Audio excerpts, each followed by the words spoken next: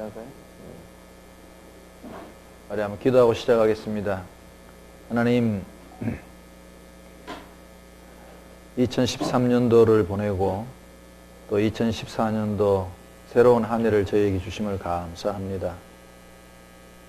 지나간 일들을 주님 안에서 다 털어버리게 하시고 새로운 한 해를 소망 가운데 맞이할 수 있는 저희들의 삶이 될 수 있게 도와주시고, 우리 네오와인 이 회사의 일도 새해에는 하나님이 주시는 은총으로 말미암아 더 좋은 일들이 많이 생길 수 있게 하시고, 우리 직원들의 가정에도 또 개인적인 일들 위에도 우리 주님께서 인도하시고 함께 하셔서 형통한 한 해의 그 복을 누릴 수 있도록 은혜 나리여 주시옵소서. 새해 하나님, 또 이렇게 하나님 앞에 이 시간 모여서 저희가 말씀을 배웁니다.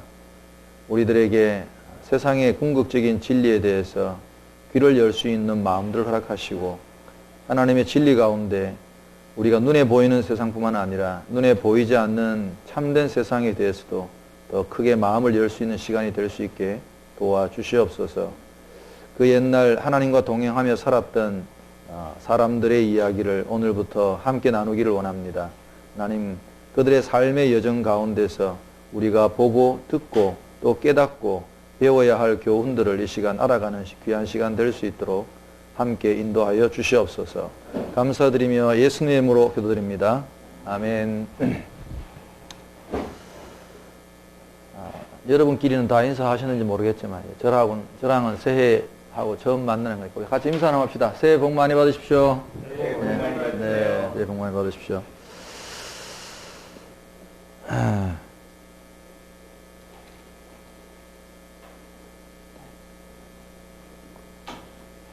지난번에 우리 창세기 질문을 많이 하시겠다고 하신 우리 희 부장님 안 보시네?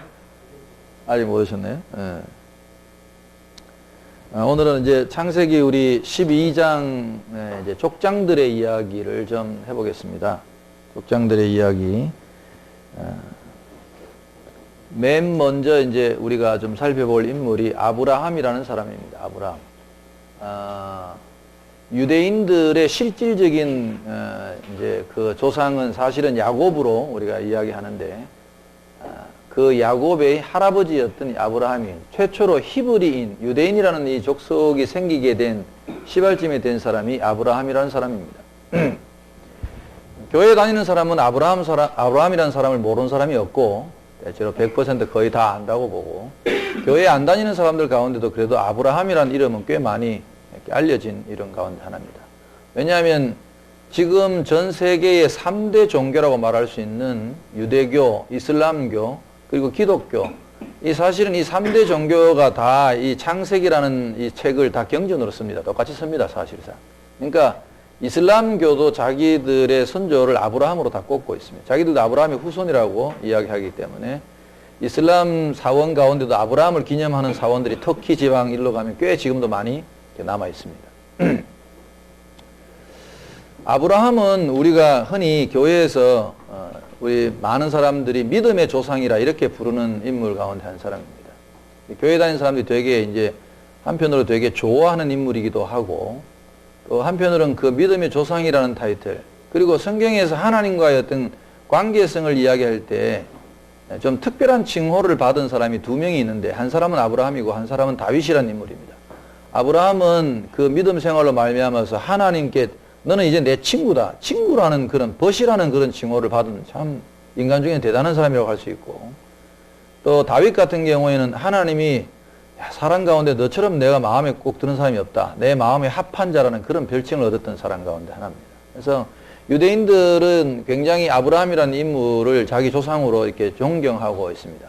교회 다니는 사람들도 다 우리가 영적인 아브라함의 후손이라고 그렇게 믿습니다. 그래서 마태복음, 신약을 처음 시작하는 마태복음 1장 1절에 예수님의 족보가 나오는데, 그 예수님의 족보에 나오는 첫머리에 오르는 이름이 바로 아브라함입니다. 아브라함과 다윗의 자손 예수 그리스도의 세계라, 그렇게 말할 정도로 아브라함은 이제 믿음의 세계에서는 대단한 인물로 평가받고 있습니다.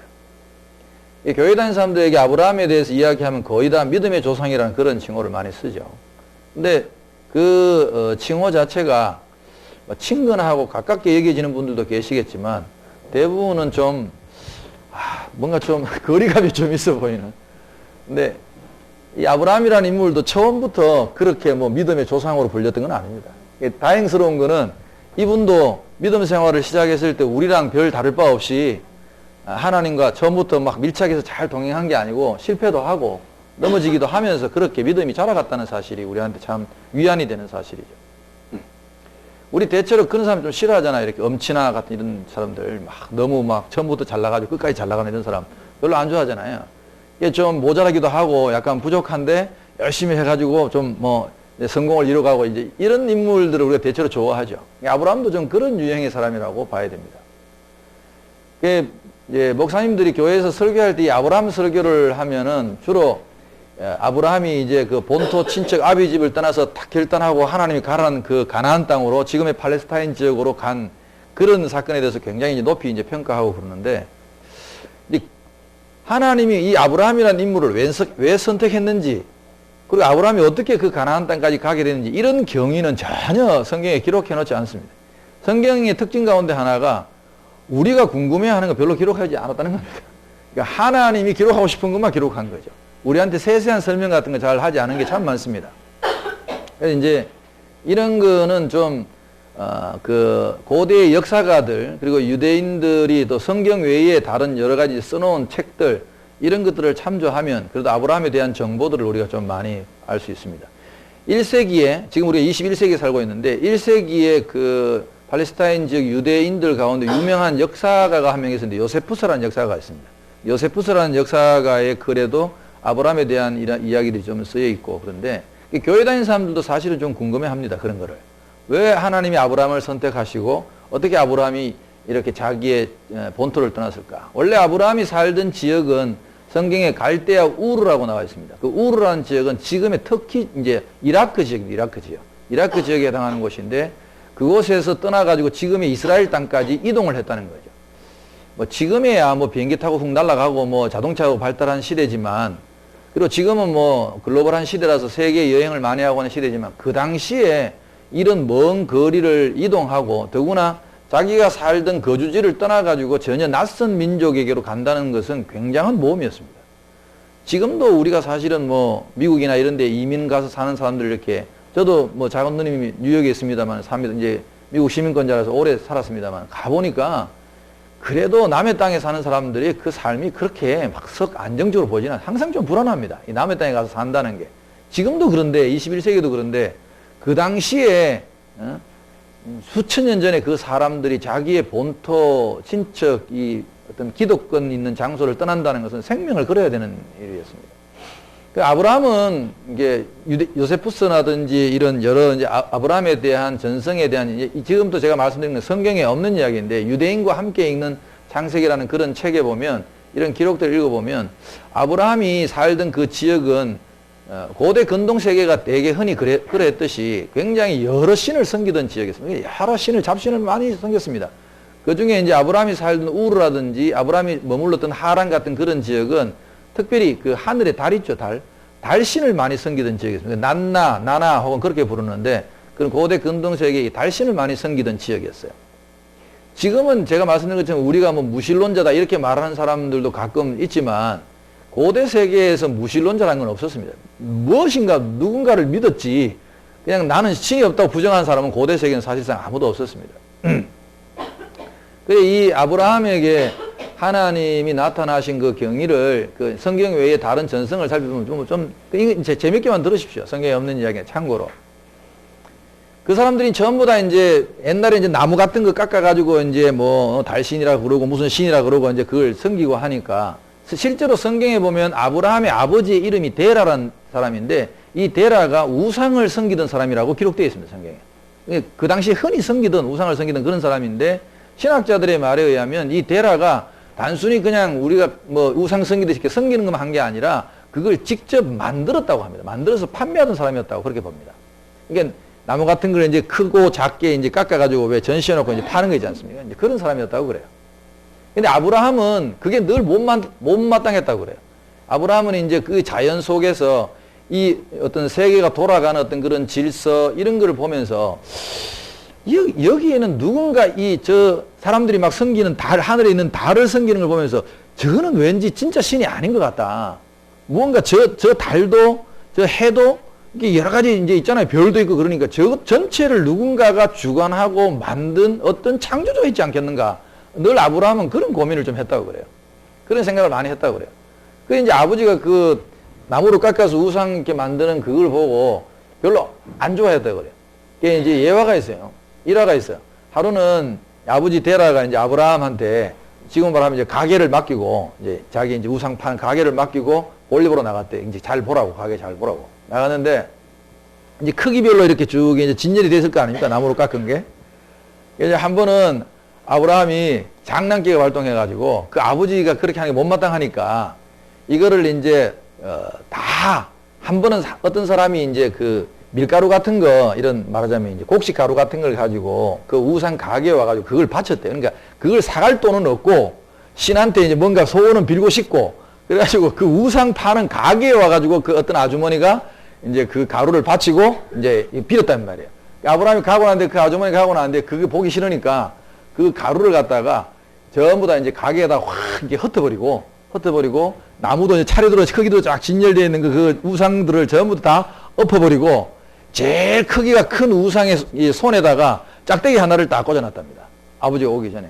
아버지가 오니까 가게가 막 엉망진창이 됐을 것 아닙니까? 그래서 야, 너 가게 잘 보랬더니 이게 뭐냐? 그러니까 아브라함이 하는 얘기가 아이 이거 왜 이렇게 됐지?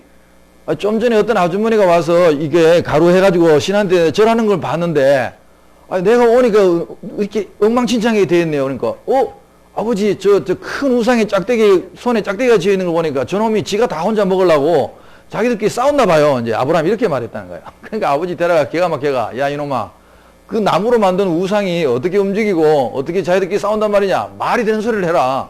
그리고 아브라함한테 혼을 내니까 아브라함이 아버지 그 말을 받아서 그렇죠 아버지 말이 안 되죠. 저런 사람이 아버지가 깎아 만든 저 나무 종아리들을 섬기는 그 아버지는 또 뭡니까? 그렇게 이제 대받아서 이야기를 했다고 해요. 또 한 번은 이제 역시 또 이제 가게를 보라고 아버지가 맡겨놓고 갔더니 나이가 이제 머리가 허옇게 센 치긋한 나이가 많은 노인이 그 노인도 이제 집에 이걸 사갈 돈이 없으니까 그 앞에 와서 이제 열심히 이제 또 손을 빌고 이제 소원을 빌더랍니다. 그래서 아브라함이 가게를 보다가 그 할아버지한테 할아버지 도대체 연세가 얼마요? 그러니까 연세가 뭐 하여튼 100 몇 살이라 되게 많았어요. 그러니까 아브라함이 하는 말이 지금 할아버지가 빌고 있는 그 나무 조각은 우리 아버지가 어제 깎아 만든 거라고. 그 한 살도 안 된 나무한테 지금 100살이 넘게 산 양반이 그걸 그러고 있냐고. 그렇게 이제 조롱하고 그랬답니다. 그러니까 그 가게가 영업이 잘 되겠습니까, 여러분? 아브라함이 그런 태도니까. 아무튼 그렇게 아브라함은 항상 어떤 이 세상의 진정한 신, 참된 신을 찾는 마음이 있었다고 해요. 그래서 하나님이 그를 선택하시고 그를 불렀다. 그러니까 간절히 찾고 만나기를 원하니까 하나님께서 가서 찾아가시고 그를 선택하고 만났다고 유대인들은 그렇게 이야기를 합니다. 자기 조상들에 대한 이야기를. 저는요, 이 말을 믿습니다. 왜 믿냐 하면은 우리 동기 목사님 중에 여자 목사님이 한 분 계신데 저랑 나이도 동갑이에요. 이분은 평생 교회를 이제 다녀본 적이 없었던 사람이에요. 20살이 될 때까지 크리스마스 때도 교회를 한 번 안 가본, 아무도 자기한테 교회 가서 소리를 한 번도 안 들어본, 의외로 이 땅에 아직도 그런 사람이 많습니다. 한 번도 교회를 가본 적이 없었던 사람인데, 이제 우리가 이제 신학교 때 처음 만나면 되게 이제 우리도 이제 뭐 MT 같은 거 갑니다. 신학교 때 MT 가면 이제 전부 다 그날 저녁에 뭐 하냐 하면 라이프 스토리 이제 이야기 하는 거예요. 밤새도록. 너는 어쩌다가 여기까지 왔냐? 뭐 그런 이야기 합니다. 그 이야기 하다가 이제 들은 이야기인데, 원래 이제 이 친구가 그 사진을 좋아해가지고 사진 찍는 걸 좋아했답니다. 사진 찍는 걸 좋아하는데 주로 이제 풍경 사진을 많이 찍었다고 그래요. 그러면 이제 아름다운 풍경을 다 찾아가면서 찍었을 거 아닙니까? 어느 날 서해에 가서 그 낙조가 너무 아름다운 이제 그 변산반도인가 그쪽에 가가지고 이 해가 지는 이제 풍경을 이렇게 찍는데 너무 아름다웠대요. 진짜 그 광경이 말로 다 할 수 없을 정도로. 저도 그 느낌을 압니다. 제가 96년도에 그 캄보디아 갔다 오는 길에 비행기 위에서 하늘에서 그 무지개를 제가 본 적이 있는데 너무나 그 무지개, 동그란 무지개가 너무나 크고 선명한 그 무지개를 보면서 나도 모르게 눈물이, 내가 그때 나이가 40이 다 된 남자가 눈물이 다 나더라고요. 눈물이 줄 나는 경험을 제가 한 적이 있어요. 너무 아름다운 걸 봤을 때 사람들이 정말 그 감격한 그 눈물이 나오거든요, 실제로. 제 이제 친구 목사님이 20살 때 그 감성이 있는 이제 또 여자니까 더구나 막 그렇게 눈물이 나면서 갑자기 자기 마음속에, 그러니까 아무것도 모르는데, 교회도 다녀본 적도 없는데, 이 아름다운 이런 자연을 누군가가 만드신 분이 있지 않겠는가, 그런 신이 있지 않겠는가. 갑자기 아무도 자기한테 뭐 신이나 뭐 철학을 해본 적도 없는데 그런 생각이 들더랍니다. 그래서 내가 이 신을 한번 찾아봐야겠다. 이 천지 만물을 이렇게 아름다운 거를 저절로 이게 우연히 생겼을 리는 없다. 누군가가 만들었을 것 같다. 그래서 한번 찾아보자 이제 결심을 하고, 그렇게 돌아와서 이제 친구들한테 그런 이야기를 했답니다. 야, 내가 사진 찍다 보니까 너무 이 환경이 아름다운데 누군가 이 만든 사람이 있지 않겠냐. 내가 한번 찾아보고 싶다 하니까 마침 그 친구가 그러면 너 교회 한번 가봐라 그랬대요. 사람들이 뭐 이제 교회 이야기하니까 한번 가봐라. 그러니까. 그래서 이제 혼자 동네에 있는 이제 교회를 찾아갔답니다. 난생 처음 이제 누가 들고 간 것도 아니고 자기 혼자 이제 쭈삣거리면서 이제 교회를 들어가니까, 처음 들어가니까 뭐 분위기가 어색하죠. 근데 자리에 이제 뭐 아무것도 모르니까 자리에 앉아 있으니까 그 교회 가자마자 그냥 빈손으로 오니까 이제 그 안내하시는 분이 예배 시작하기 전에 좀 일찍 갔다고 그래요. 11시 전에 이제 듣고는 가는데. 그게 이제 그 교회 비치용 왜 성경이 있지 않습니까? 성경을 하나 갖다 줬대요. 갖다 주고 이제 예배 시간 시작하기 전이니까 심심하니까 뭐 좀 분위기도 혼자 뭐 쭈삣거리고 이제 여자가 혼자 가 있으니까. 그래 있다가 이게 무슨 책인가 싶어. 성경책도 처음 보니까. 이렇게 해가지고 성경책을 넘겼대요. 처음에. 맨 처음에 딱 넘기니까 창세기가 나오잖아요. 창세기 딱 나오는데 눈을 딱 보니까 1절에 태초에 하나님이 천지를 창조하시니라. 이게 눈에 확 들어온 거예요. 성경책을 열자마자 맨 첫 구절이 그게 나와요. 지금 자기가 알고 싶었던 게 뭐예요? 누가 이 천지를 만들었느냐 하는 거 알고 싶어서 교회까지 이렇게 발걸음을 했는데 그 구절이 눈에 띄니까 눈이 번쩍 뜨여가지고, 그래서 거기서 신앙을 받아들이고 믿음을 받아들이고 하나님을 만나서 이제 신학교까지 와서 목사가 되었다. 그 간증을 하는 걸 제가 들은 적이 있습니다. 그래서 아브라함이 이제 그런 마음으로 성경에도 보면 하나님께서 말씀하시기를 나는 나를 간절히 찾는 자를 내가 만나주겠다. 그런 약속이 있습니다. 그러니까 하나님을 알고 싶어하고 이 세상에 대한 근본적인 진리를 알고 싶어하고 탐구하는 자에게는 그것이 반드시 찾아지고 만나진다는 사실을 보여줍니다. 아무튼 그 약속 하나 믿고 아브라함이 떠나긴 떠났는데 처음부터 아브라함이 막 그 믿음이 온전했다고 보지는 않습니다. 왜냐하면 하나님이 내거신 조건이 창세기 12장에 보면 너는 본토를 떠나야 되고 친척을 떠나야 되고 아비 집을 떠나라 그랬어요. 그러니까 홀로 와서 이 가나안 땅에 와라. 그렇게 이야기했는데 아브라함이 떠날 때 모습을 보면 아버지도 같이 나오고, 아마 아버지가 영업이 안 됐던가 봐요. 그래서 아버지도 같이 나오고 아버지 데려도 같이 나오고, 아브라함에게 그 형인지 동생인지 형제가 여러 명 있었는데 그 중에 일찍 죽은 형제가 하나 있었어요. 하란이라는 형제가 일찍 죽었는데 그 조카가, 어린 조카가 이제 아마 아브라함이 귀여워하고 그렇게 조카를 사랑해놓으니까 아버지처럼 의지하고 조카가 한 명 따라 나왔어요. 그게 롯이라는 조카가 같이 따라 나왔어요. 그러니까 식구가 사실상 거기 남아있는 형제도 있었고 이제 아브라함하고 롯하고 아버지하고 이제 한 반쯤 갈라진 것 같아요. 보니까. 그래서 떠나가지고 하란이란, 지금 이 사진에 보이는 이 지역이 지금 현재 이제 하란이란 지역입니다. 지금 제가 말씀드리는 그런 지역들은 다 실제적인 지명이 다 있는 이야기입니다. 그래서 여기서 머물러서 어느 정도 머물렀는지 정확하게 모르겠는데 말하면 지체를 한 거죠. 이제 금방 이제 가나안 땅으로 못 들어오고, 여기는 아직 아브라함이 살던 우르 지역과 같은 지역이라고 보시면 됩니다. 우리의 이제 막 경계선상에 있는 그런 지역이었는데 못 떠나고 있다가 아버지 데라가 205세에 죽고 난 뒤에 비로소 본격적으로 이제 보따리를 싸가지고 팔레스타인으로 가나안 땅으로 들어옵니다. 지금 현재 이스라엘 땅으로. 이 거리가 상당히 있는 거리입니다. 가나안 땅에 이제 들어왔는데 이제 거기서 이제 자리를 잡고 정착하고 살아야 될 것 아닙니까?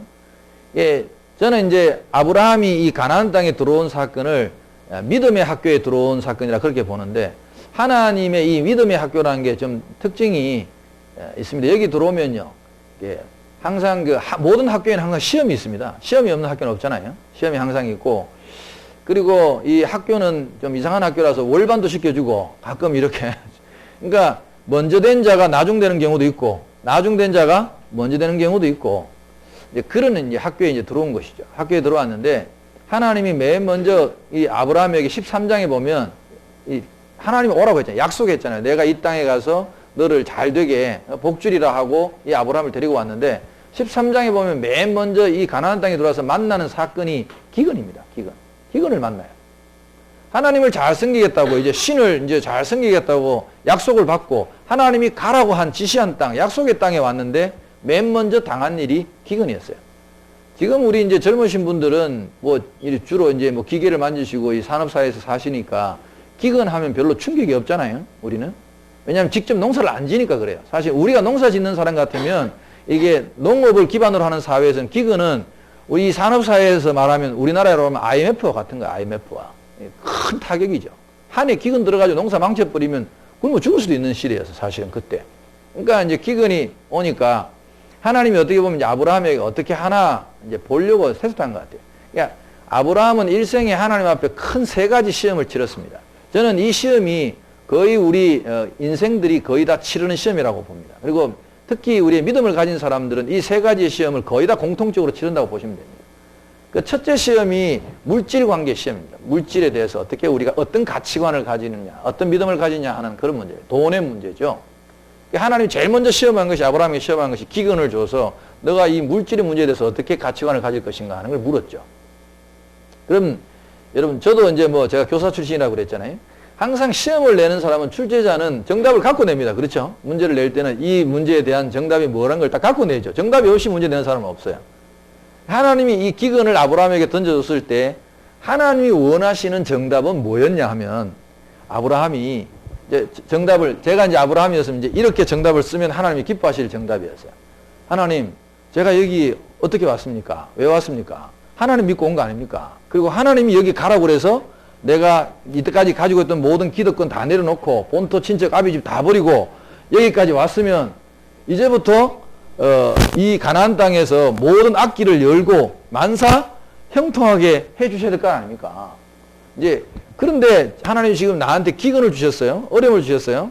그러면 나는 하나님만 믿고 왔으니까 나는 지금 아무것도 할 수 없습니다. 나를 죽이든지 살리든지 알아서 하십시오. 하고 이제 정답을 써야 되는 거예요. 나를 죽이든지 살리든지. 그게 하나님이 원하시는 정답이에요. 하나님을 신뢰하고 하나님을 믿기를 원하셨는데 아브라함의 신앙은 아직 그때까지 그렇게 되질 않았다니까요. 우리도 이렇게 믿음을 가지고 뭐 신앙생활에 들어온다고 해서 금방 사람이 180도 확 변해가지고 무슨 천사같이 되는 게 아닙니다. 이 신앙생활도. 아브라함은 어떻게 생각했냐면 정답을 어떻게 썼냐면 이렇게 썼어요. 하나님, 내가 살아야 하나님도 계신 거지. 내가 여기서 굶어 죽고 나면 하나님 다 무슨 소용이 있습니까? 여러분 가만히 이 답을 잘 생각해 보시면 우리 인간의 모든 기준이 이렇습니다. 내가 있어야 모든 게 다 존재한다고 생각하는 거죠. 그렇잖아요. 내가 살아야 뭐도 있고 내가 있어야 여자도 있고 내가 있어야 뭐 회사도 있고 다 그런 거죠. 대체로 보면 이 죄를 마음속에 가진 근본적인 인간들의 마음속은 자기 중심적입니다. 내가 살아야 내가 있어야 하나님도 있는 거지. 소문을 들어보니까 애굽에 거기는 양식이 있다고 그러니까 아브라함이 도망간 거죠. 가나안 땅에 왔다가 가나안 땅을 벗어나 가지고 애굽으로 지금이 현재 이집트죠. 이집트로 튄 겁니다. 양식이 있다고 하니까 거기 가서 이제 품팔이로 돼서 살라고 도망간 거죠. 가는 길도 여러분 위험합니다. 왜냐하면 아브라함이 전부 다 낯선 길인데 성경에 보면 이제 우리 교회 다니는 사람들도 의문을 많이 가지는 이야기 중에 하나가 가면서 아브라함이 자기 아내가 이제 아브라함의 아내가 사라인데 이 사라한테 둘이 약속을 합니다.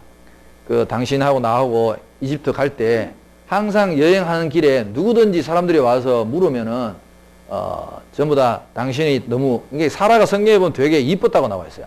이쁘니까 당신은 항상 마누라라고 하지 말고 내 누이라 하라고 거짓말을 해요 서로. 그 이제 그 이유가 있습니다. 성경에 사라가 이제 너무 예뻤다고 이렇게 나와 있는데 그 당시에 이제 우리가 문화와 풍습을 좀 알 필요가 있어요. 우리 이제 동양의 이야기를 하면 징기스칸 이야기를 들어보면 그런 몽고 부족들 간에도 부족 간의 전쟁이 굉장히 많았고 부족 간의 전쟁이 벌어지면 이렇게 쳐들어가 가지고 그 부족장을 예를 들어서 죽이고 장군을 죽이면 남자들이 그 전쟁 전리품 중에서 제일 자랑스러워하는 전리품 중에 하나가 상대방 적군의 적장의 부인을 빼앗아 가지고 자기 부인을 삼는 걸 굉장히 자랑스러워하던 문화가 있었습니다. 실제로 그 당시에도 그랬고 그래서 이제 남의 이쁜 부인을 빼앗아 오는 것을 자랑으로 삼았단 말이에요. 그게 왜 그러냐 하면 부족 간의 전쟁이 벌어졌을 때 자, 그 부족에서 여러분 생각해 보십시오. 제일 예쁜 여자를 뺏어왔다. 그러면 그 이쁜 여자는 누구의 부인이었을까요? 자, 또 새해가 됐으니까 퀴즈 한번 해봅시다. 이쁜 여자는 누가 데리고 살까요? 주로 옛날에 1번 그 거울에서 제일 찌질한 쫄병이 들고 산다. 2번, 그 고을에서 부족장이나 장군이나 제일 센 놈이 데리고 산다. 몇 번? 2번이죠. 대체로 여러분들 아시다시피 다 2번이에요. 옛날이나 지금이나 다 또 힘 있는 남자들이 또 이쁜 여자를 좋아해가 다 그렇게 데리고 산단 말이에요. 그러니까 이쁜 여자를 남의 부인을 빼앗아 왔다는 거는 뭐가 되냐면 내가 그쪽 부족의 센 놈을 죽였다는 증거예요. 일종의. 그게 전리품이란 말이에요. 그게 자랑이란 말이에요. 그러면 동생이라고 그러면 왜 그러냐? 여동생은 그렇게 해오면 안 돼. 그렇게 빼앗아 오는 게 아니야. 그건 아주 나쁜 놈이 되는 거예요. 그리고 위험해요. 여러분 보세요. 우리가 서로 남녀가 사랑하면 사랑하는 님이라고 불러요. 그죠? 나의 님. 내 님은 누구일까? 님이라고 부르는데 사실 그 님자에다가 환경이 변해가 점 하나 찍으면 뭐가 됩니까? 남이 되잖아요. 님이 변하는 거 그거 순간적입니다. 남 되는 거. 부부 간에는 무촌이라는 게 굉장히 무서운 거예요. 그게 가까우면서도 먼 사이야 사실은. 이게 피가 안 섞였다 이 말이에요. 혈족이 아니란 말이에요. 그러니까 그 당시에 여자들도 남편이 죽고 다른 남자한테 가면 그냥 그걸 다 순순히 문화로 받아들이고 그냥 살았다 이 말이에요. 적군한테 붙잡혀가고. 그 징기스칸 이야기 같은 거 보면 그건 다 나옵니다, 여러분. 우리 고대 문화적인 이야기. 그런데 여동생은 달라요. 예를 들어서 오빠를 죽이고 아버지를 죽이고 그 처녀를 뺏어와가지고 자기 부인을 삼으면 한동안 자기 잠자리를 못할 정도로 위험합니다. 우리 자매님도 그렇지 않나요? 이놈이 내 오빠를 죽이고 지금 나를 뺏어가 옆자리 눕혔다. 그럼 복수할 기회를 노릴까 안 노릴까? 당연히 노리죠. 내 오빠를 죽였으니까 오빠를 다 죽이고 나를 뺏어오면. 그러니까 위험하단 말이에요. 이 여동생은 절대로 그렇게 빼앗아오는 존재가 아니고 이쁘면 그 당시에 이제 여자들이 이쁘면요. 남자들이 주는 지창금이라는 게 있었어요. 여자가 이쁠수록 지창금이 비싸지는 거예요. 무슨 말인지 알겠죠? 예나 지금이나 이 예쁜 여자들은 이 관리비가 많이 들어요. 그래서 이 품위 유지비가 많이 들고 하기 때문에 남자들이 돈을 많이 줬어야 됐어요. 그래 이제 아브라함의 계획은 뭐냐 하면은 마누라라 그러면 인간들이 와서 칼로 자기를 죽이고 뺏어간단 말이에요. 그러면 여동생이라고 하면 칼로 죽이고 안 뺏어가고 돈을 주고 사갈 거란 말이죠. 그때 문화가 그랬으니까. 그러니까 아브라함의 이제 계획이 뭐냐면 사라가 이쁘다고 사람들이 덤비면 지창금을 억수로 많이 불러버리는 거야. 우리 말로 하면 한 100억 좀 불러버리는 거야. 감히 엄두도 못 내게.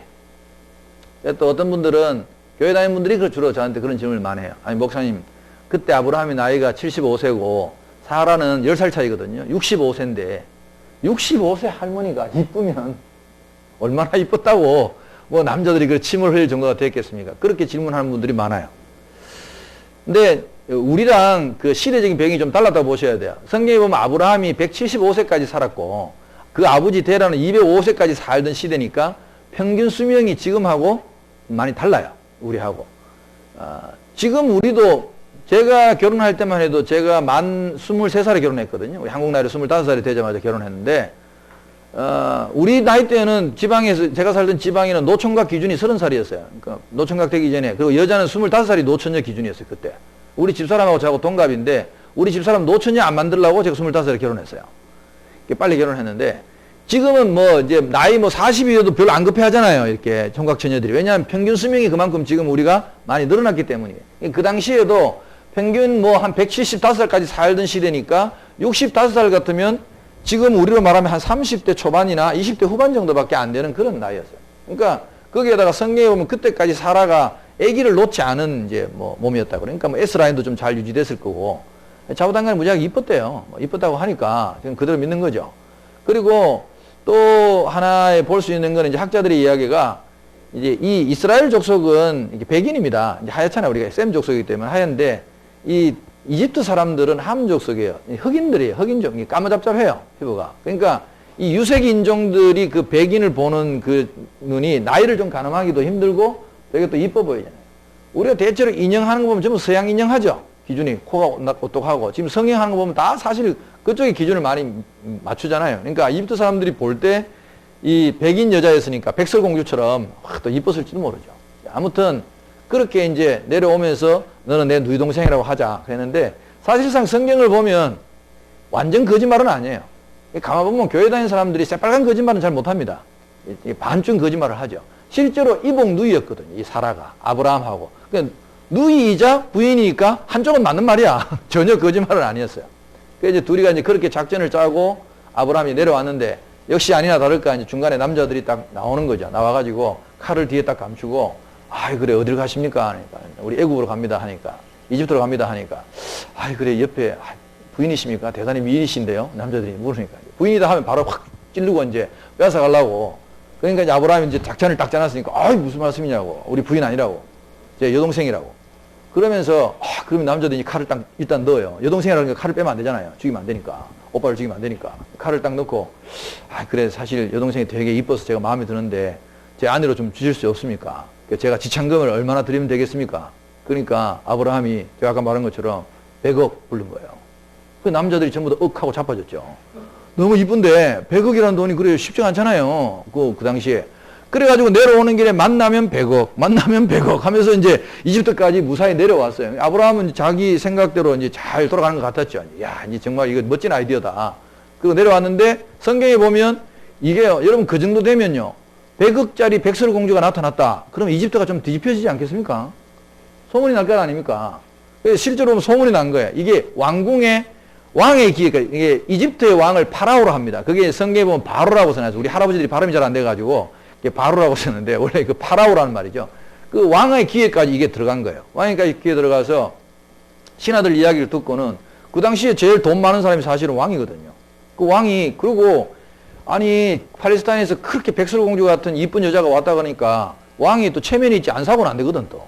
그래서 왕이 이제 돈을 들여가지고 아브라함한테 오빠한테 이제, 지금 이제 성경에 말하면 양이고 소고 이런 지참금을 잔뜩 주고는, 부르는 만큼 주고는 이 사라를 궁궐로 데리고 왔죠. 후궁을 삼으려고. 그러니까 아브라함이 그때 참 어떤 심정이었겠습니까? 자기가 인간적인 꾀를 내가지고 거짓말하고 내려왔는데 자기 힘으로 그 지혜로 자기 생각으로 자기 아내를 지킬 수 없는 한계를 느꼈겠죠. 무력감을 느꼈겠죠. 그때 만약에 아브라함이 자기 마누라 뺏길 때 아유 아닙니다. 사실 제 마누라입니다. 이랬다가는 어떻게 되겠습니까? 다 죽는 거예요. 왕을 능멸한 죄죠. 신하들 속이고 다 했는 거니까. 그래서 결국 부인 뺏기고 허탈하게 앉아 있을 때 이제 하나님이 그 왕에게 나타나신 거죠. 현몽하신 거죠. 나타나셔가지고 그 왕을 꾸짖습니다. 그래서 13장에 보면 그 왕을 꾸짖는 장면이 나와요. 자, 한번 봅시다. 창세기 13장에 17절 보면 여호와께서 아브라함의 아내 사레의 일로 바로와 그 집에 큰 재앙을 내리신지라. 그래서 바로가 깜짝 놀라가지고 파라오가 깜짝 놀라가지고 아브라함을 불렀어요. 이르되 네가 어찌하여 나에게 이렇게 행하였느냐? 네가 어찌하여 그를 네 아내라고 내게 말하지 아니하였느냐? 네가 어찌 그를 누이라 하여 내가 그를 데려다가 아내를 삼게 하였느냐? 네 아내가 여기 있으니 이제 데려가라 하고. 바로가 너무 놀래가지고 이제 이 사라를 돌려주고 제일 더 이제 우리가 볼 거는요. 밑에 20절에 보면 바로가 사람들에게 그의 일을 명하며 그들이 그와 함께 그의 아내와 그의 모든 소유도 보내었더라. 그렇게 써놨어요. 이게 무슨 말이냐 하면 여러분 한번 생각을 해보세요. 상식적으로. 자, 바로가 지금 100억을 주고 데리고 왔어요. 사례를. 근데 손도 못 잡았어요. 하룻밤 자지도 못했어요. 그러면 하나님 나타나시고 돌려주라 그래서 돌려줬어요. 사례를. 그럼 뭘 돌려받아야 돼요? 바로도. 100억 돌려받아야 될 거 아니에요. 준 거. 지참금 준 거. 근데 성경에는 바로가 너무 놀래갖고 너무 무서워가지고 이게 지금 여러분들은 어떤 느낌일지 모르겠지만 고대 사람들이 정말 신의 현현을 맞닥뜨리면요. 전부 다 이게 죽음의 공포를 느낄 정도로 두려워합니다. 실제로. 그래서 이 바로가 너무 놀래가지고 그 100억도 안 돌려받고 그대로 다 쫓아보낸 거예요. 빨리 가라고. 내 눈앞에 사라지라고. 무서우니까 얼른 가라고.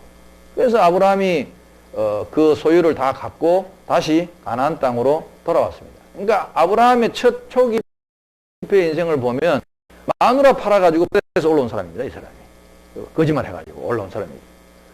어떻게 보면 아브라함은 어떻게 보면 실패한 어떤 삶이라고 볼 수 있는데 우리 인생이요. 저는 그렇게 생각합니다. 항상 어떤 성공적인 일을 통해서만 어떤 교훈을 얻고 뭘 배우는 게 아닙니다. 사실은 사람이 이 역사 가운데 자기가 실패하고 잘못된 일 속에도 우리가 배웁니다. 우리가 보통 교사를 이야기할 때 모범적인 교사도 있지만 누군가를 모델로 삼고 저 사람을 배워야 되는 그런 교사도 있지만 반면에 우리가 저 사람처럼 살지 말아야겠다. 저렇게는 하지 말아야겠다고 생각하는 반면 교사도 있습니다. 이게 아브라함은 그때 그 실패를 통해서 큰 교훈을 얻은 거죠. 그때 아브라함이 깨달은 교훈은 뭐냐 하면 이 재물의 주인은 하나님이시구나. 하나님이 이 천지 만물을 창조하셨듯이 이 천지 만물의 모든 것을 주관하시듯이 역시 돈도 물질도 주인이 하나님이시구나 하는 걸 깨달았어요. 하나님이 작정하시면 하루 만에 100억도 주실 수 있구나. 그걸 확실히 깨달은 거예요. 그 뒤로 아브라함의 삶을 이제 계속 살펴보겠지만 그는 돈에 대해서 물질에 대해서 굉장히 가치관이 달라집니다. 초연해지는 걸 알 수 있어요. 확실한 물질에 대한 가치관을 갖게 됩니다. 그 13장에 우리가 보면 아브라함이 기근이 들어가지고 먹을 게 없어가지고 애국으로 내려갔던 사람이 갑자기 14장 되면요. 양이 너무 많아가지고 조카하고 서로 다투는 이야기가 나와요. 그러니까 100억을 지금 갖고 올라온 거예요. 말하자면. 100억을 갖고 올라와서 갑자기 이제 부자가 됐죠. 둘이가 다 이제 부유하게 살게 됐는데 두 번째 아브라함이 닥친 시험이 인간관계의 시험입니다. 이제 사람마다 여러분 그 약점이 있기 때문에 어떤 사람은 돈에 굉장히 힘들어하는 사람도 있고요. 어떤 사람은 돈에 대해서는 좀 초연한데 인간관계에 굉장히 어려워하는 사람이 많습니다. 사실은 우리가 살아가는 이 세상의 부대낌 속에서 인간관계 참 어렵습니다. 그거 쉽지 않아요. 아브라함이 올라왔는데 특히 이제 가까운 사이, 뭐 친구, 친척, 뭐 회사 동료 이런 공동체의 관계가 사실은 쉽지 않습니다. 이게 어떤 이제 태도를 가지느냐 하는 걸 하나님이 인간관계에 대한 것도 아브라함에게 훈련을 시키셨는데 대표적인 사건이 이제 조카 롯하고의 다툼이었어요. 둘이 직접 싸운 건 아니고요. 둘이가 양이 너무 많아지니까 옛날에 다 친척들끼리 모여 살았잖아요. 모여 살다 보니까 이제 이 목초지 때문에 싸우는 거예요. 이 서로 목자들이, 이 종들이 싸우는 거예요. 아브라함의 종들하고 롯의 종들하고 싸우는 거예요. 목초지를 놓고. 그러니까 이게 결국은 이제 주인들의 싸움이 되는 거죠. 그래서 아브라함이 어느 날 조카를 불러다가 조카야, 너랑 나랑 골육인데, 형제간인데, 우리가 친척간인데 이게 돈 때문에 싸워서 되겠느냐. 그러니까 우리가 서로 조금 이렇게 거리를 두고 떨어지자. 다른 땅을 좀 찾자. 그래서 네가 우하면 나는 좌하고 네가 좌하면 나는 우할게. 그러니까 네가 먼저 선택을 해라, 좋은 땅을. 그러면 나는 딴 데로 옮길게. 이제 그런 뜻이에요. 그렇게 이제 아브라함이 먼저 이렇게 양보를 했는데 이 조카 롯이 여러분 제가 말씀드렸듯이 이 롯은 아버지가 일찍 돌아가셨어요. 아버지가 일찍 돌아가셔가지고 아브라함을 따라서 여기까지 따라왔잖아요. 그러면 우리가 상식적으로 볼 때 롯에게 있어서 아브라함은 족보상으로는 삼촌이지만 실질적으로는 뭐와 같은 분입니까? 아버지 같은 분이죠. 그럼 우리가 소위 뭐 세상적으로 싸가지가 있는 애라면 여러분 대답을 어떻게 해야 됩니까? 삼촌이 그렇게 이야기하면 아버지 같은 삼촌이 그렇게 이야기하면 어떻게 해야 돼요? 그렇죠. 야, 이 삼촌 무슨 말씀입니까? 나는 아직 젊고 고생. 삼촌이 지금 연세가 땅 제가 뒤에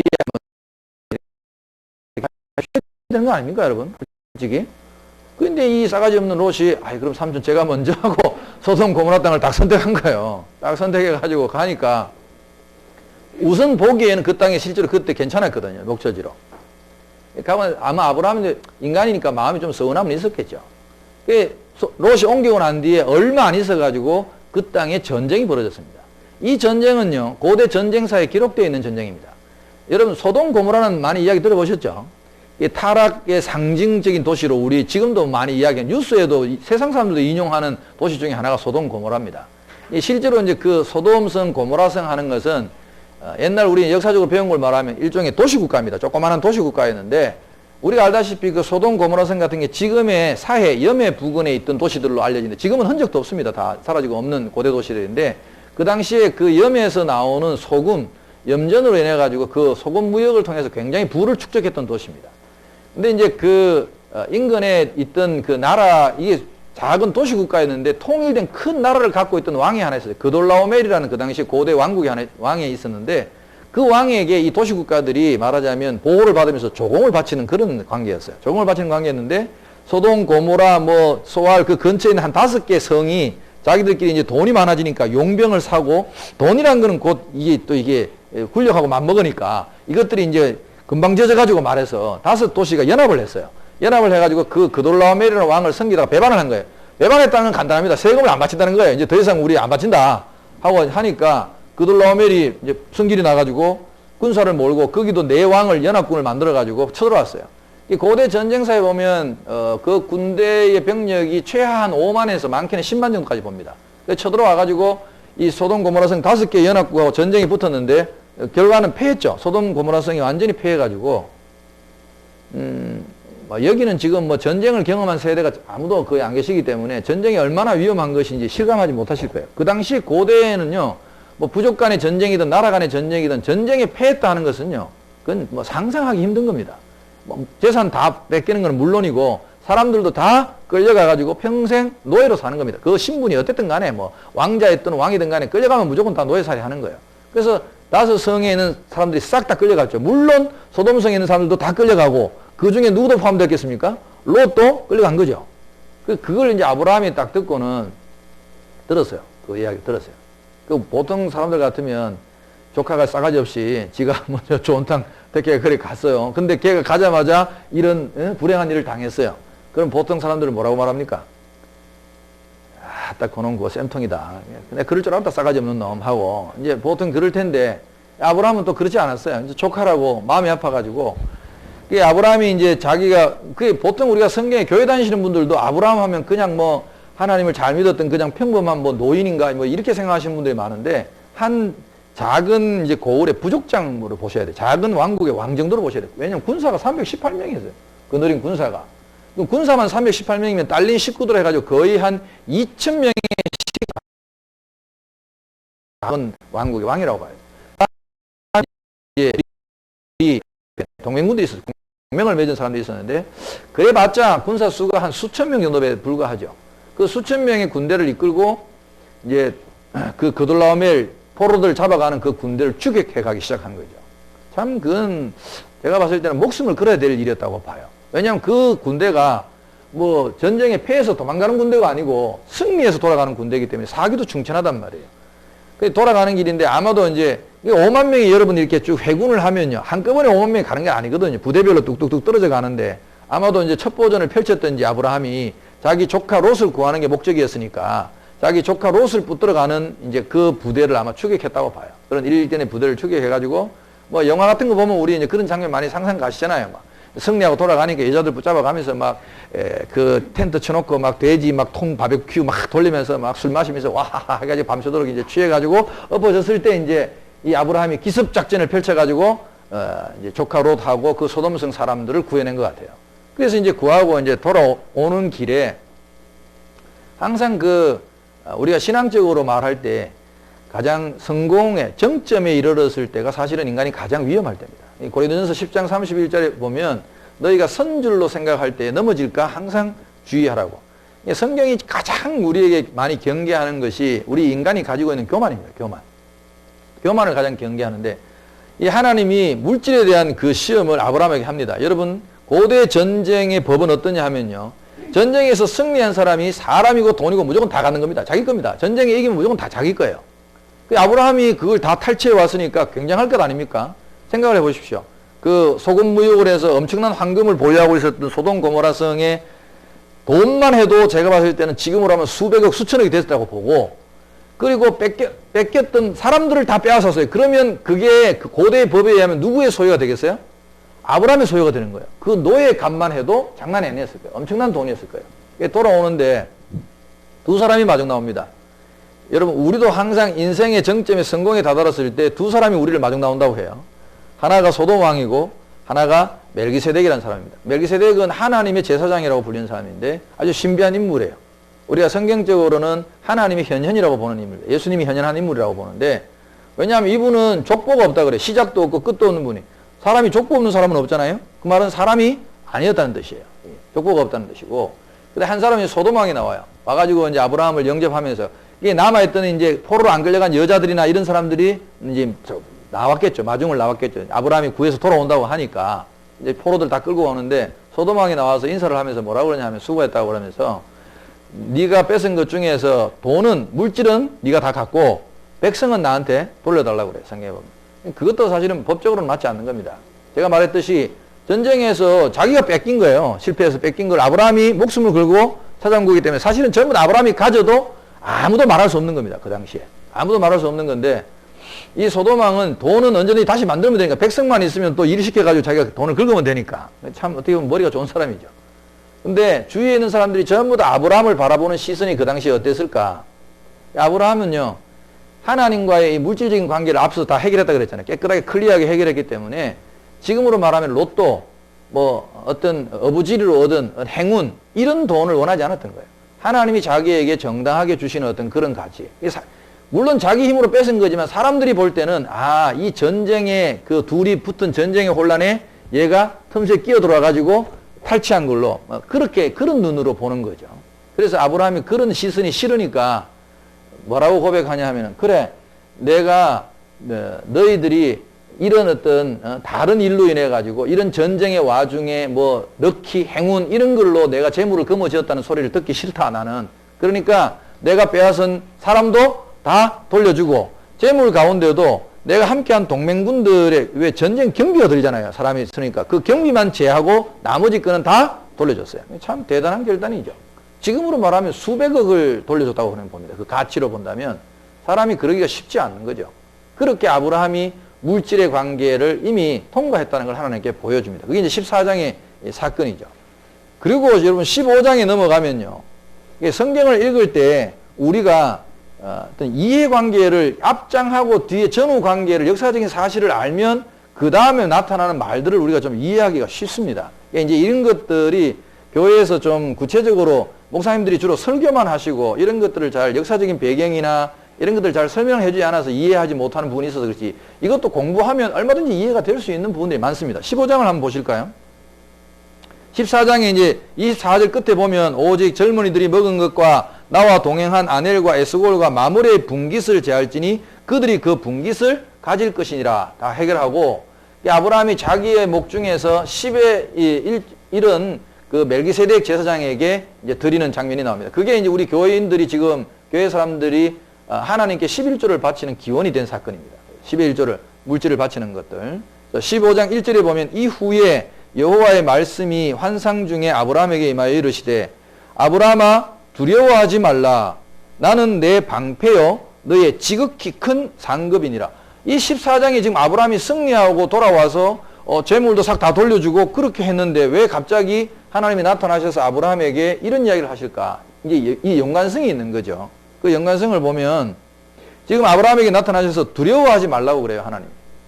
성경에 여러분 두려워하지 말라는 말이 366번 나온다 그랬잖아요.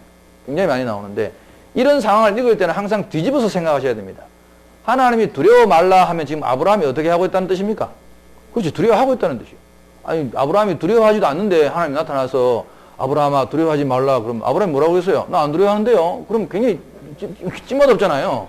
그러니까 뭔가 성경에 나타나서 하나님이 누군가에게 두려워 말라 하는 건 다 지금 그 사람 상태가 매우 두려워하고 있다는 걸 나타내는 거예요. 그 두려워하고 있으니까 뭘 두려워하고 있느냐? 아브라함이 지금 두 가지를 두려워하고 있어요. 두 가지 상황을 두려워하고 있는데 나는 너의 방패다는 말에서 그 힌트를 얻을 수 있어요. 자, 여러분 생각을 해보세요. 아브라함이 지금 수천 명도 안 되는 군사를 가지고 그 5만 명이 넘는 그돌라오멜을 기습작전해가지고 뺏어오긴 했지만 이 그돌라오멜이 예를 들어서 그걸 알고 정신 차리고 다시 전열을 재정비해가지고 아브라함을 징계하러 만약에 온다 그러면 굉장한 일이죠. 두려운 일이잖아요. 아브라함이 감당하기 힘듭니다. 정식으로 붙으면 이기기 힘들단 말이에요, 사실은. 그러니까 아브라함이 그런 걸 두려워하고 있었다는 걸 알 수 있어요. 그래서 하나님이 내가 너의 방패가 되어주겠다. 그 다음에 뒤에 보면 너의 지극히 큰 상급이다. 이건 물질과 관계된 거예요. 그래, 내가 너에게 정당하게 주는 거 말고 진짜 그런 식으로 사람들이 야, 요즘 말하면 뭐 로또 당첨됐니 이런 부정한 물질 말하자면 그런 물질을 네가 취하지 않고 다 돌려준 거 잘했다. 앞으로 네가 사는 물질에 관한 문제는 내가 책임지겠다. 그런 뜻으로 지금 아브라함에게 이야기한 겁니다. 그래서 아브라함이 그리고 나와서 이 아브라함에게 하나님이 약속해 주신 것이 이제 아브라함을 밖으로 데리고 나왔어요. 데리고 나와서 아브라함아 저 하늘을 한번 봐라 하고 하늘을 이제 보여줍니다. 여러분 여기가 이제 이 지금 아브라함이 이제 머물렀던 하란 지역의 이제 들판 모습입니다. 들판 모습인데 지금도 이제 그런 고대 유적들이 많이 남아 있습니다. 하란이라는 도시는 굉장히 오래된 고대 도시입니다. 여기 이제 뭐 신전터라든지 이런 것도 굉장히 지금 많이 남아 있고 그래요. 여기 이제 지도 보시면 제가 이제 설명드렸던 우르가 이제 저쪽이죠. 지금 이제 터키, 여러분 보이시죠? 페르시아만을 보이잖아요. 우르 여기에서 출발해가지고 저 하란을 거쳐가지고 저기서 잠깐 머물렀다가 이제 경계 지역을 볼 수 있죠. 여기까지 가나안이 지금 현재 이스라엘이니까 이까지 이동했으니까 굉장히 먼 거리를 이동한 거죠. 이동해가지고 아브라함 사라 보이시죠? 이 그림은 제가 별로 마음에 안 들어 합니다. 사라가 생각보다 안 이뻐요. 이제 조카 롯하고 이제 목자 다툼하는 이제 그런 장면이라고 볼 수 있죠. 아브라함이 양보하고 이제 사라 내려가는 이집트 장면인데 이제 이런 식이죠. 밖에 불러낸 거예요. 아브라함아 저 하늘에 별을 세워봐라 하고 하나님이 15장에 불러내요. 이런 것도요. 제가 보니까 아무 데서나 하면 안 돼. 서울에서 이런 거 하면 안 됩니다. 아시죠? 서울에서 이런 거 하면 뭐 몇 개 안 보입니다. 이러면 곤란하잖아요. 제가 그 광야에 실제로 그 시나이 반도 지금 이집트하고 이스라엘 그 사이에 있는 그 시나이 반도 그 광야에 2002년도인가 제가 갔다 왔었는데, 성지순례하러 갔다 왔는데, 거기에 시내산 밑에서 그 광야에서 하룻밤 잤어요. 저희가 호텔에서 하룻밤 잤는데, 진짜 밤에 나가보니까요, 정말 별이 많더라고요. 그 별은 우리나라 별하고 좀 틀린 것 같아. 크기도 다르게 보이고, 너무 가까이 보이는 거예요. 노란 별이 진짜 크게 보여요. 그리고 진짜 이거는 유도 아니에요. 막 별이 막 벽이 바뀌어가지고, 정말 대단하더라고요. 그러니까 아브라함이 못 세는 거죠. 하나님 못 세겠습니다 하니까 하나님이 내가 네 자손을 저 하늘의 별만큼 많게 해주리라. 그러니까 이렇게 말했으면 우리가 생각하는 아브라함이 믿음 좋은 아브라함이었으면 하나님 감사합니다 이랬어야 되는데, 그걸 믿기는 믿었어요. 아브라함이. 15장 6절에 보면 아브라함이 이를 믿으니 하나님이 이를 그의 의로 여기셨다. 그런 표현이 있어요. 그게 이제 우리가 신약적으로 우리 믿음으로 구원을 얻는 데 대한 근거로 제시하는 구절 중에 하나입니다. 이걸 믿었어요. 왜냐하면 그때 당시까지 아브라함이 아들이 없었거든요. 그러니까 아무것도 나타나는 현상이 없잖아요. 아직 태기도 없는데 하나님이 아들 한 명도 없는데 네 자손을 하늘의 별만큼 많게 해주리라. 사실 현실적으로 잘 안 믿기는 이야기잖아요. 근데 그걸 믿었다는 거예요. 히브리서 11장 1절에 보면 믿음에 대해서 정의를 이렇게 말합니다. 성경은 믿음은 바라는 것들의 실상이요 보지 못하는 것들의 증거다. 아직 눈에 보이지는 않지만 그것이 믿음을 가지고 바라보면 언젠가는 현실 속에 반드시 증거로 열매로 나타나는 것이 우리가 가진 믿음이라는 거예요. 교회 안 다니시는 분들은 이런 걸 잘 이해를 못합니다. 왜냐하면 믿음 생활을 해보지 않아서 체험이 없기 때문에 그래요. 그러나 교회 다니는 사람들이, 교회 다니는 사람이 한두 사람이 아닌 건 아니잖아요. 우리가 세계적으로 이 교회를 다니는 사람들이 20억이 넘는데 이거 다 따지면은 그 20억 중에 똑똑한 사람도 꽤 많을 텐데, 많이 배운 사람도 많을 텐데 다 어리석고 바보 같아가지고 그렇게 하는 게 아니란 말이에요. 그 믿음을 통해서 다 체험한 게 있으니까, 눈에 보이니까 우리가 믿는 거지. 저도 여러분 배울 만큼 배웠습니다. 저도 어릴 때부터 신동이라는 소리도 듣고 똑똑한 소리 들었어요.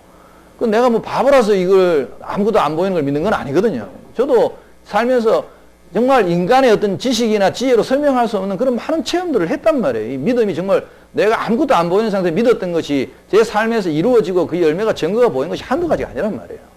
이 아브라함도 이제 그걸 믿었다는 거예요. 근데 사실 이 믿음이라는 거는 처음부터 그렇게 강하지 않다니까요. 이게 의심도 좀 들어요. 그 아브라함이 하나님 그래 약속을 하셨는데, 뒤에 재밌는 이야기 하나 할게요. 교회 다니는 사람들이 이런 이야기 잘 몰라요. 교회 다니는 사람도. 15장에 보십시오. 15장에 보니까 8절 보십시다. 그가 이르되 주 여호와여 내가 이 땅을 소유로 받을 것을 무엇으로 알릴까? 이 말은요, 쉽게 말하면 하나님 말로만 하시지 말고 계약서를 한 장 쓰시죠. 그런 거예요.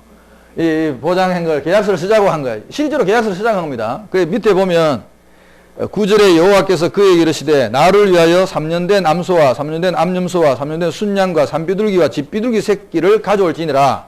아브라함이 그 모든 것을 가져다가 그 중간을 쪼개고 그 쪼갠 것을 마주 대하여 놓고 그 새는 쪼개지 아니하였으며, 솔개가 그 사체 위에 내릴 때는 아브라함이 쫓았더라.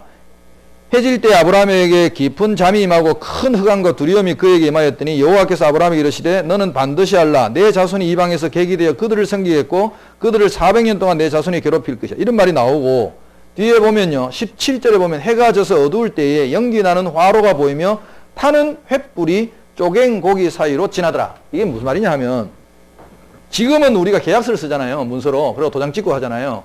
옛날 사람들이 계약을 하는 방법이 뭐냐 하면은, 다른 성경에도 이런 게 몇 가지 나옵니다. 같은 이야기가. 예를 들어서 땅을 사고 팔거나 뭐 회사를 사고 팔거나 지금 말하면 문서로 쓰는 게 아니라 동물로 했어요. 동물로. 양 같은 거 이제 그 어떤 규모에 따라서 암양 7마리를 하든지 뭐 1마리를 하든지 하여튼 그 달랐는데, 지금 또 나오는 것처럼 이렇게 양을 쪼개요. 갖고 오면 양 같은 걸 이걸 반을 해가 쪼갠다는 걸 잘라가지고 완전히 찢는 게 아니라 이렇게 쭉 벌려놓는다는 거예요. 아시죠? 배를 갈라갖고 이렇게 쭉 벌려놓고 계약 당사자 A, B가 있으면 둘이가 이 쪼갠 고기 사이로 지나가요. 이렇게 A도 지나고 B도 지나면 계약이 성립된 거야. 그러면 이게 사실은 문서로 하는 그 계약보다도 무서운 거예요. 이게 만약에 이제 이 계약을 네가 약속을 파기하고 어기면 어떻게 하겠다는 뜻이냐면, 너도 이 계약을 파기하는 놈은 이 양처럼 이 쪼갠 고기처럼 몸을 칼로 쪼개버리겠다는 이야기거든요. 그러니까 고대 사람들이 그 계약이 사실은 굉장히 무서운 거예요. 그러니까 이제 보나 안 보나 그 고기를 쪼개놓고 양을 쪼개놓고 아브라함이 먼저 사인을 했을 거예요. 건너고, 그 다음에 지금 아브라함이 기다리는 게 뭐냐면 하나님도 빨리 사인하시라는 거야. 그 이제 하나님이 낮에는 안 나타나시고 막 그러면 솔개도 쫓고 막 이렇게 한참 기다려 이제 밤에 하늘에서 타는 횃불 같은 게 하나 나와가지고 그 쪼갠 고기 사이로 샥 지나간 거예요. 말하자면 지금으로 말하면 사인을 한 거예요, 하나님이. 약속을 한 거죠.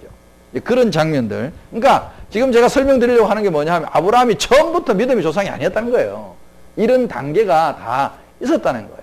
이게 믿다가도 좀 우리가 의심이 들기도 하고 의문이 들기도 하고 그러면 하나님께 또 솔직하게 아니 내가 이게 덜 믿으니까 계약서 한 장 써주세요. 뭐 이렇게 할 수 있다는 거예요, 우리가. 그렇게 이제 아브라함이 그러면요. 하나님이 그 약속된 자녀를 줄 때까지 아브라함이 기다렸어야 되는데 아브라함이 못 기다렸어요. 사실은 아브라함이 못 기다린 게 아니라 그 아내 사레가 못 기다렸어요. 왜 성경을 보면 그래서 많은 분들이 교회 다니는 분들이 사라가 믿음이 없다, 뭐 사라가 잘못했다 이제 그렇게 표현하시는 분들이 많은데 그것도 좀 조심하셔야 돼요. 왜냐하면 좀 형편을 알고 이야기를 해야 돼. 왜냐하면 그 당시에 이 여성들의 삶을 좀 이해해야 됩니다. 문화를 이해해야 돼요. 우리나라도 왜 한 100년 전만 해도 뭐 한 50년 전만 해도 이게 부인들이 막 남편한테 쫓겨나는 소위 뭐 칠거지약이라는 그런 게 있었잖아요. 그 칠거지약 가운데 하나가 뭐냐면 여자가 남의 가문에 시집 가가지고 뭐를 못 낳으면 쫓겨나는 겁니까? 자식을 못 낳으면 쫓겨나는 그런 일들이 우리나라도 있었어요. 그러니까 이때는요 더 했습니다. 유대인들은 특히 그런 게 심했는데 고대인들이 이 여자가 시집을 와가지고 아들을 못 낳는다는 것은 대단한 수치였어요. 그거는 죽음보다도 더한 수치였어요. 실제로 죽는 게 낫다고 할 정도로 굉장한 수치였어요. 아무리 뭐 자기 지위가 있고 돈이 있어도 아들을 못 낳으면 예를 들어서 이제 사라 같으면 지금으로 말하면 이제 뭐 왕비격 아닙니까? 마님 아닙니까? 그럼 하녀들도 지나가면서 아이고 마님 하고 깍듯하게 인사했다고 뒤돌았으면 비웃는 거야. 아이고 애기도 못 낳는 여자. 이 남자들은 지금 이해 못해요. 그걸 갖고 있는 슬픔을 안고 있는 여성은 얼마나 힘들었겠어요. 그래서 결국 사라가 못 견디는 거야. 그거를. 그래서 자기 몸종으로 데리고 있던 애굽 출신의 하갈이라는 여자를 자기 남편 침실에 들이미는 거죠. 옛날에는 사실 그런 일이 흔히 있었잖아요. 들이미는데 이것도 성경을 보면 사라가 그냥 한번 해본 게 아니라 진심으로 들이밀었거든요. 그래서 아브라함이 어쩔 수 없이 그걸 받아들입니다. 받아들여서 하갈이라는 여자하고 동침을 해서 아들을 낳았어요. 그 아들이 바로 이스마엘입니다. 이스마엘. 지금 여러분 지금 중동 사태를 아시죠? 중동에 지금 이스라엘하고 팔레스타인 사람들하고 계속 싸우는데 이 사실 역사적으로 보면 지금 이 아브라함의 그 약속의 사라하고 아브라함 사이에 난 이삭의 후손하고 아브라함하고 하갈 사이에 난 이스마엘의 후손들이 지금도 싸우는 거예요. 사실은 역사적으로 보면.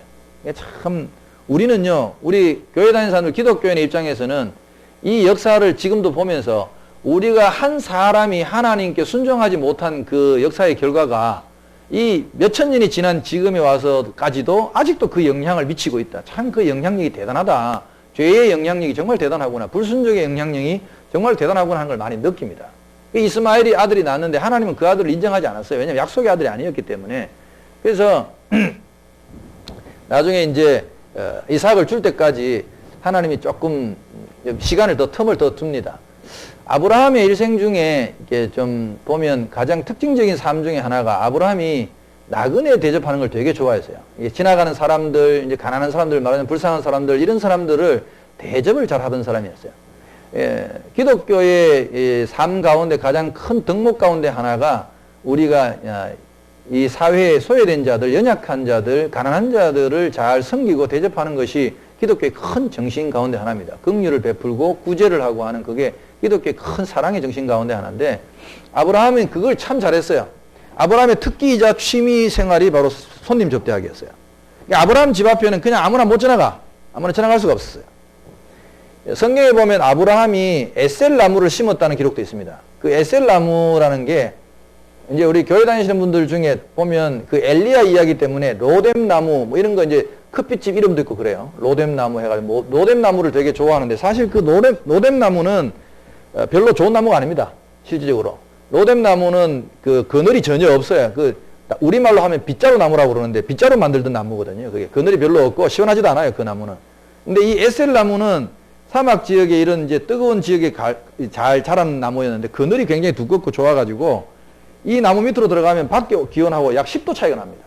굉장히 서늘하죠. 10도 차이면 굉장히 시원하죠. 에셀 나무가. 에셀 나무가 이제 좋은 나무인데 아브라함이 그 나무를 심었던 것도 이 손님들을 잘 이제 대접하기 위해서 심었다고 해요. 아무튼 그 정도로 손님에 대해서 관심이 많았던 사람이에요. 성경에 보면 이제 아브라함이 시간도 적어놨어. 시간도. 정오면 우리가 12시 아닙니까? 12시에 이 지방 사람들은, 팔레스타인 지방 사람들은 전부 다 낮잠 자는 시간에 안 움직여요. 너무 뜨거우니까. 12시부터 오후 2시까지는 거의 사람들이 움직이지 않는 시간인데, 아브라함이 혹시나 그 시간에 누가 지나갈까 싶어가지고 기다리고 있었어요. 기다리고 있는데 세 사람이 지나가는 거예요. 성경에 그 세 사람을 천사라고 표현합니다. 천사들이 왜 가느냐, 어디 가는 길이냐 하면, 소돔 고모라 성이 이제 우리가 아는 대로 역사 가운데 이제 망하기 직전에 그 심판이 이제 하나님 보시기에 이제 턱에 다다라가 너무 그 타락하고 이런 것들이 심해가지고, 그 당시에 여러분 소돔성을 묘사하는 이야기는 조금씩 나오는데 굉장히 그 타락상이 심했어요. 그래서 천사를 보내가지고 실사해가지고 하나님이 완전히 멸망시키려고 천사들을 보내는 중인데, 그게 아브라함 집 앞을 지나간 거예요. 지나가니까 아브라함이, 천사가 왜 12시 지나갔겠어요? 저는 그렇게 생각해요. 사람 눈에 안 띄려고. 그렇잖아요. 다 잠자는 시간에 일부러 조용히 가려고 지나갔는데, 해필 그게 아브라함 집 앞을 지나가는 바람에 아브라함 눈에 띈 거죠. 안 자는 사람 하나 있었어요. 누구? 아브라함. 그 시간에 안 자고 있다가 그 천사가 지나가게 붙들었어요. 붙들어가지고, 우리 막 천사가 바쁘다고 그냥 암만 지나간다 해도 안 돼. 고집이 세가지고 아브라함이 끝까지 우리 집에 와서 뭘 먹고 가야 된다고. 끌고 들어와가지고 아브라함이 이제 손님을 대접할 때 여러분 건성건성으로 대접해갖고는 복이 없어요. 진심으로 대접을 해야 되는 거지. 저는 아브라함이 이제 하인을 시켜가지고 저 양우리 속에, 소우리 속에 가서 송아지 중에서 최고 야들야들한 거, 지금으로 말하면 한우 A++ 잡아라. 등심을 끊어오고, 그 다음에 자기 부인한테 시켜가지고 고운 가루로 빵을 만들어 오라 그래요. 이게 성경에 이제 읽어보시면 여러분 고운 가루라는 이야기가 많이 나오는데, 지금 우리말로 하면 쉽게 말해서 특등품 밀가루입니다. 제일 이제 보드라운 거. 이 고운 가루의 기준이 뭐냐 하면은, 옛날에는 다 이제 맷돌로 갈았잖아요. 곡식을. 맷돌로 이렇게 곡식을 가는데, 맷돌에 이렇게 넣어가지고 갈면, 이제 이 알갱이가 굵으면 드르륵 계속 갈리잖아요. 근데 이제 계속 갈다 보면 더 이상 안 갈려. 다 갈아가지고 이제 더 이상 안 갈리는 상태를 고운 가루로 갑니다. 그거를. 그 고운 가루를 가지고 이 빵을 만들었으니까 그 빵은 굉장히 부드러운 거, 입에 넣으면 살살 녹는 이제 그런 빵을, 따끈따끈한 빵하고 이제 등심 구이를 딱 구워가지고 이제 천사에 딱 가서 대접을 했죠. 두 가지를. 그래서 천사들이 이걸 먹고는요, 가면서 저는 이걸 읽으면서 항상 느끼는 게, 여러분도 제 말이 사실입니다. 이거 한번 실험을 해보시면 됩니다. 사람이든 뭐 천사든 하여튼 먹고는 그냥 못 갑니다. 사람이 뭘 먹여놓으면요, 그러니까 그 선거할 때 옛날에 보면 맨날 뭐 먹이잖아요. 이게 사람이 먹는 게 이게 참 중요합니다, 사실. 우리 인간관계 뭐 이거 하고 할 때 꼭 하는 게 뭡니까? 밥 한 번 먹자 그러죠. 사실 그 밥 한 번 먹는 게 뭔가 싶으지만 별거 아닌 것 같지만요, 밥 한 번 먹는 그게 무서운 겁니다. 먹으면 엮이는 겁니다, 우리가. 이게 관계가. 그래서 이제 천사들이 그걸 먹고는 그냥 가려니까 뒤통수가 땡기잖아요. 그래야 천사들이 일어나가면서 사실은 우리가 소돔 고모라성 멸망시키러 간다고 말한 거예요. 여러분, 이거 엄격히 말하면 이건 하늘의 비밀이잖아요, 지금. 하나님이 지금 몰래 가가지고 지금 이거 심판하고 하는 거, 그걸 사람들한테 다 미리 알리는 일이 아니잖아요. 시크릿이거든요, 탑 시크릿. 이 비밀을 이 천사가 누출한 거예요. 그 이제 아브라함이 그 이야기를 듣고는 깜짝 놀랐죠. 왜 놀랐겠어요?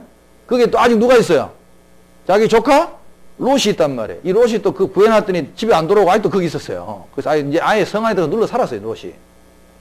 그래서 조카 롯을 생각하니까 또 롯이 죽게 생겼으니까 사람이 이제 또 직접 대놓고 롯을 구해달라고 하기가 아브라함이 좀 못했던 모양이에요.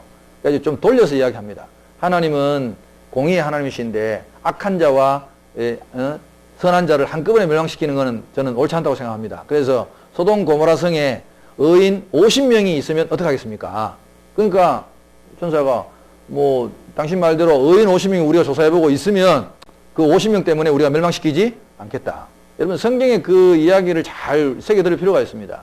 지금도 이 세상이 존재하고 아직 심판되지 않는 이유를 저는 이거를 보거든요. 아직도 그래도 하나님 보시기에 회개하고 돌아오고 의인이 있기 때문에 이 세상을 존재시킨다고 저는 믿습니다. 이게 우리가 노아 시대 때처럼 모든 사람이 다 죄악이 관영하고 다 똑같이 돼버리면 결국 또 심판이 오는 시점이 온다고 봅니다, 저는. 그래서 50명 불렀어요. 그러다가 45명, 40명, 30명, 20명, 10명 많이 깎았죠.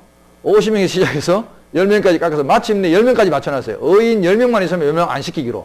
그런데 역사적으로 보면 소돔 고모라 성이 멸망했죠. 그 말은 무슨 말입니까? 의인 10명이 없었다는 얘기죠. 그 성에.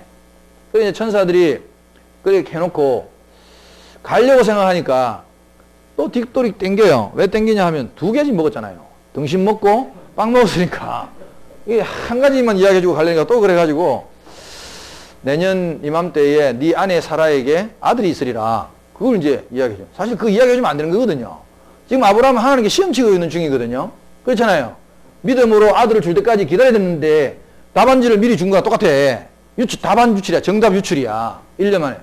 사라가 그 텐트소에서 듣다가 뭐 여자들이 있는 공간에 따로 있었다고 하지만 그 텐트기 때문에 밖에서 이야기하는 게 다 들린단 말이에요. 다 들리니까 사라가 말을 우리식으로 표현하면 이런 거예요. 사라가 그 소리를 내년 이맘때 네 안에 사라에게 아들이 있으려 하니까 하고 사라가 웃었어요. 왜 웃었냐 하면 지금으로 말하면 이미 그때 사라는 폐경이 된 거예요. 말하자면 여성으로 말하면 한 달에 한 번 있는 그 월경이 끊어지고 폐경이 됐단 말이에요.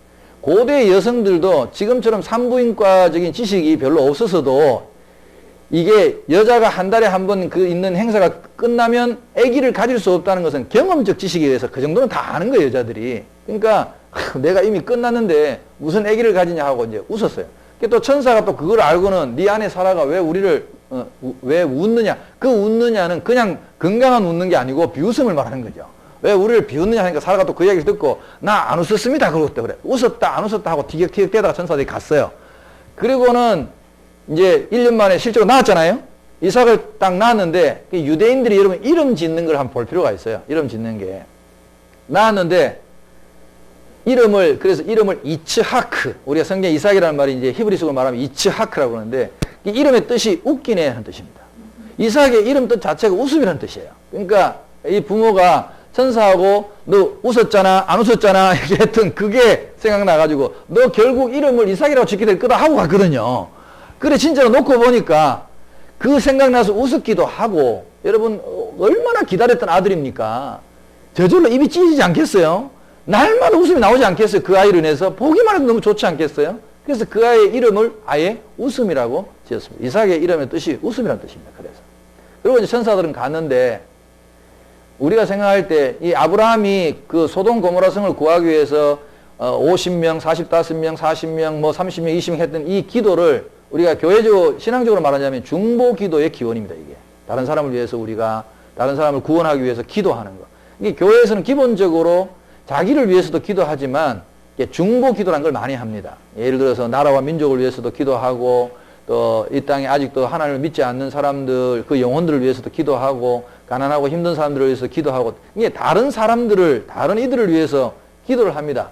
여기 계시는 분들 중에 교회 안 다니시는 분들도 죄송한 표현이지만 여러분들은 잘 모르지만 여러분들을 위해서 기도하고 있는 사람들이 많습니다. 사실은. 여러분 주위에 믿는 분들은 아마 여러분 가까이의 친척이나 누가 아니면 회사의 동료 가운데도 여러분은 이해하실지 모르겠지만 여러분들이 영혼을 위해서 기도하고 있습니다. 그걸 우리가 중보 기도라고 표현합니다. 그 영혼들이 생명을 얻기를 천국 가기를 다 기도합니다. 저희가. 이게 이제 아브라함이 그렇게 조카를 위해서 조카의 생명을 살려달라고 기도했는데 마음속에는 그게 있었겠죠. 이게 자기 조카를 살려달라고 직접 말하진 않았지만 소돔 고모라 성을 구해달라고 하는 것은 결국 자기 조카를 구해달라는 마음이 거기에 포함됐겠죠. 하나님은 성경에 보면 중심을 보시는 분이라고 그렇게 표현합니다. 아브라함의 속마음을 왜 몰랐겠습니까? 그래서 천사들이 갔거든요. 갔는데 이게 대조적인 장면이 하나 나옵니다. 천사들이 갔는데 보통 이제 그 고대 법이 바깥에 나그네 이런 사람들이 오면 사람들이 자기 집에 데려다가 밥도 먹여주고 이렇게 보내는 게 참 풍습이 우리도 옛날에 참 많이 그랬거든요. 천사들이 갔는데 아무도 별로 영접을 안 하는 거예요. 소돔성 사람들이 전부 타락했다는 것은 자기 중심적이 되고 이기적이 되었다는 거니까 영접 안 하는데 그래도 조카 롯이 삼촌한테 평생 보고 배운 게 있어가지고 일단 집으로 맞아들입니다. 집으로 맞아들이는데 재밌는 게 뭐냐 하면은 소돔 고모라 성에 들어간 천사들이 롯의 집에 들어갔는데 거기에서는 음식을 뭐 대접했다는 이야기가 안 나옵니다. 그래서 저는 항상 생각하기를 우리 뭐 여기 이제 결혼하신 분들 계시겠지만 다 이제 생활해 보셨으면 알겠습니다만은 이 손님을 접대하고 하는 거는요 부인의 협조 없이는 안 됩니다. 그러니까 아브라함은 사라라는 훌륭한 부인이 있었기 때문에 그게 가능했는 거고 롯의 부인이 뭐 등심 스테이크 대접했다 이런 말이 없어요. 그러니까 보나 안 보나 부인이 별로 안 좋아했을 거야 그게. 저는요 어릴 때 제가 좀 아픔이 있었어요. 우리 어머니가 아버지가 이제 그 돈을 잘 못 벌어 오시고 그래서 좀 집이 가난했어요. 굉장히 가난했어요. 그러니까 저는 친구들 좋아해가지고 친구들 집에 가면 친구들 어머니한테 사랑을 많이 받았어요. 막 밥도 많이 얻어먹고 뭐 라면도 끓여주고 그랬어요. 친구들 집에 가는 걸 되게 좋아했는데 우리 어머니는 친구를 절대 못 데리고 오게 하는 거예요. 그때는 이제 뭐 밥 한 그릇이 아까운 때여서 그런지 몰라도 하여튼 너무 가난해서 그런지 그게 제가 평생에 우리 어머니한테 늘 원망을 하던 것 중에 하나였어요. 친구를 별로 집에 데려와 본 적이 없어요. 어머니가 반가워하지 않으니까 밥도 한 그릇 안 해주시니까 너무 미안하고. 그래서 제가 장가 가서 우리 부인한테 제가 장가 갈 때 두 가지 조건을 내걸었어요. 우리 부인은 나한테 조건이 하나였고 나는 조건이 두 개였어요. 제 와이프는 조건이 뭐였냐 하면 나는 보석도 필요 없고 돈도 필요 없고 다 필요 없고 계절이 바뀔 때마다 나를 데리고 여행을 한 번씩 가주면 다 anything okay다. 그게 조건이었어요. 지금까지 제가 지금 30주년이 다 돼가는데 제가 27주년이거든. 지금 27주년인데 지금까지 잘 지키고 있어요. 결기마다 보석은 못 사줘도 여행은 제가 꼭 한 번씩 제가 같이 가요. 저는 조건이 두 개였어요. 첫째, 내가 조금 울컥하는 성격이 그때 제가 제가 20대 때 별명이 이객기였거든요. 그래서 좀 이렇게 욱하는 성격이 있어가지고 내가 욱할 때는 절대 맞받아치지 마라. 좀 참아다오.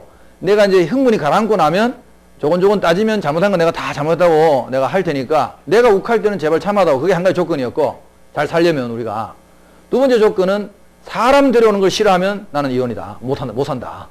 내 친구들 뭐 이렇게 사람들 집에 오면 아주 즐거운 마음으로 밥을 해줘야 된다. 그게 제가 어릴 때 그게 한이 돼가지고 그것도 참 잘 지켰어요. 제가 경주에서 신혼생활을 했었는데 경주가 여러분 아시다시피 관광도시잖아요. 우리가 교편생활을 경주에서 둘이 할 때 신혼초에 단칸방에 살았는데 우리 친구들이 우리 집에 놀러 온다는 핑계로 우리 집을 말하자면 여관 삼아가지고 경주 막 관광하고 많이 그랬거든요. 그렇게 손님이 많아고 했는데 지금까지도 잘 견디고 참 그게 지금도 고마워요, 사실은. 이게 보면 이 손님 접대하는 거는 부인의 협조 없이는 안 되는 일이에요. 자, 내가 왜 길게 이야기하냐면 롯의 아내를 이야기를 하려고 그러는 거예요. 그 천사가 들어갔는데 대접을 안 했다는 게 내가 보니까 분명히. 그래 이제 남자들이 밖에서 비류들이 와가지고 롯의 집문을 두들겨면서 네 방금 들어간 그 사람들을 끌어내라 그래. 그 천사의 모습들이 아마 제가 볼 때는 남자의 모습으로 같은 것 같아요. 그러니까 그 남자를 끌어내라 하는 것은요, 우리가 그와 상관하리라 그렇게 기록되어 있어요. 성경에. 상관이라는 이 용어가 지금으로 하는 동성애를 의미합니다. 동성애를. 그러니까 이미 그 소돔 고모라 성이 그때 동성애로 물들어 있던 사회라는 걸 알 수 있어요. 여자를 끌어내라는 게 아니라 남자를 끌어내라. 우리가 그와 상관하리라. 그래 이제 롯이 이래저래 말리다고 안 되니까 천사들이 결국 그들의 눈을 멀게 하고 문을 닫고 천사가 이제 그 롯에게 이야기합니다. 지금 네 가족들을 다 알려가지고 하나님이 여기 이제 결국 심판하실 거니까 도망가라. 네가 도망갈 때까지는 우리가 좀 유보를 하겠다. 그래서 롯이 이제 뭐 사위들한테 이야기해도 말을 안 듣고 두 딸하고 부인만 데리고 도망을 가죠. 소알이라는 작은 지역으로 도망가는데 천사가 명령을 했어요. 절대 이 성에 어떤 일이 벌어지라도 뒤돌아보지 말아라. 근데 우리가 아는 대로 롯의 아내는 가다가 뒤돌아봐서 소금기둥이 됐다는 이야기 나오죠. 그게 성경에 보면 소금기둥이 되고 롯과 두 이제 딸만 도망치는데 성경에 뭐라고 기록되어 있냐 하면 하나님이 소돔과 고모라 성을 멸망시킬 때에 아브라함을 생각하셨더라. 그렇게 기록되어 있어요. 그 말은요, 아브라함이 조카 롯을 위해서 기도한 그 기도를 하나님이 잊지 않으셨다는 뜻이 되죠. 그렇게 아브라함의 이야기가 손님을 대접하고 조카 롯을 구하는 이야기, 이제 그런 이야기가 있습니다. 아브라함의 이제 일생 가운데서 가장 이제 어떤 험난했던, 힘들었던 그런 마지막 이제 졸업시험이라고 할 수 있겠죠. 믿음의 학교를 졸업하는 시험이 그 아들 이삭을 하나님이 번제로 바치라는 이야기예요. 아브라함이 이제 이삭을 낳고 100살에 낳았거든요. 아브라함이 100살에 낳았는데 얼마나 여러분 이쁘겠어요. 상상해 가시죠.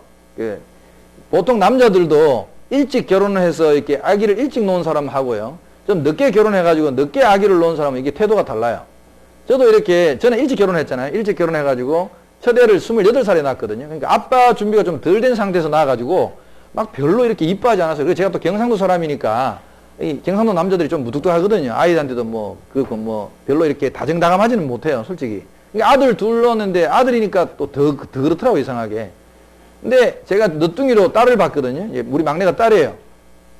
근데 그 딸은요, 뱃속에 있을 때부터 이쁘더라고요, 진짜. 이게 이해가 안 되는 거예요. 이제 제가 마흔이 다 30 중반이 넘어가지고 우리 딸을 낳았는데, 그때는 딸을 뱃속에 있을 때 이쁘고, 낳았는데, 우리 아들은 제가 목욕도 한번 제대로 안 시켰는데, 우리 딸은 제가 목욕 다 시켰거든요. 그러니까 정말 그 이쁘다 하는 게, 이게 나이가 들수록 더 이쁘다는 걸 제가 좀 실감을 좀 해요. 그런 부분을. 아마 아브라함이 그렇게 이뻐했겠죠. 이삭을 엄청나게 이뻐하니까. 이게 이제 마지막 시험이 뭐냐. 자, 여러분 물질관계 시험했죠? 인간관계 시험했죠? 아브라함이 잘 통과했죠? 이 마지막 관계는 하나님과의 관계를 하나님이 묻습니다. 하나님 관계의 시험은요, 마치 사랑하는 연인끼리의 그 시험하고 똑같아요. 우선순위가 누구냐를 묻는 거예요. 하나님도 그런 게 있어요. 성경에 보면 하나님을 질투의 하나님이라고 표현합니다. 인간하고 하나님과의 관계는 사랑하는 관계이기 때문에 사랑에는 반드시 질투가 따라와요. 네가 나만 사랑하냐? 그걸 묻는 거예요. 쉽게 말해서. 네 삶의 우선순위가 나냐? 사실은 교회 다니는 사람들에게서 최종적인 시험들이 다 그겁니다. 교회 다니시는 분들은. 하나님이 우리에게 마지막으로 묻는 게 네 삶의 1번, 단축키 1번이 나냐? 그걸 묻는 거예요. 항상. 왜 부인들 항상 그 단축키 1번 아니면 기분 나빠하잖아요. 그거하고 똑같아요. 하나님도. 단축키 1번이 나냐? 그걸 묻는 게 마지막 시험이었어요. 생각해 보세요. 아브라함이 막 이삭을 얼마나 이뻐했겠어요. 그걸 보면서 하나님이 그 아들, 네 아들 이삭을 내게 바쳐라 그래요. 사실 성경에 보면요, 성경 구절에 하나님은 그 암몬 신 가운데 몰렉이라는 이런 우상이 있었는데, 그 암몬 사람들은 몰렉이라는 신을 섬기기 위해서 실제로 자기 자식을 불에 태워서 제사를 드린 인신공양을 한 그런 기록들이 고대에 많습니다. 하나님은 성경에 분명히 나는 그런 거 싫어한다고 기록해놨어요. 그거 싫어한다고. 절대 그런 거 하지 말라고. 그렇게 말씀하신 분이 아들을 번제로 바치라 하니까 아브라함이 이해가 될 리가 없죠. 이상하죠. 근데 이해는 안 됐지만 아브라함이 하나님 무슨 뜻이 있을 거라고 생각하고 순종을 했다고 봐요. 그 자세한 내용은 안 나와요. 아브라함이 무슨 마음으로 순종했는지는 안 나와요. 그건 어떻게 보면 하나님과의 오랜 관계 속에서 삭튼 신뢰라고 저는 믿어요. 그게 믿음이거든요. 왜 우리 그런 거 있잖아요. 사람과 사람끼리 신뢰를 쌓았는데 그 사람이 내가 이해할 수 없는 행동이나 말을 해. 그러면 그걸 그 순간이 닥쳤을 때 우리는 선택을 해야 돼요. 그것만 갖고 이 사람을 내가 배신하고 관계를 끊을 거냐, 아니면 이상하다 이럴 리가 없는데 이 사람이 평소에 나한테 했고 말했는 거 그런 거 하면 뭔가 다른 이유가 있을 거야. 일단 한번 이걸 내가 넘어가 보자. 그렇게 신뢰하느냐, 두 가지 중에 선택을 해야 되거든. 사실은 아브라함은 아마도 하나님을 신뢰하는 선택을 한 것 같아요. 하나님과의 관계 속에서. 그래서 하나님 분명히 무슨 뜻이 있을 거다.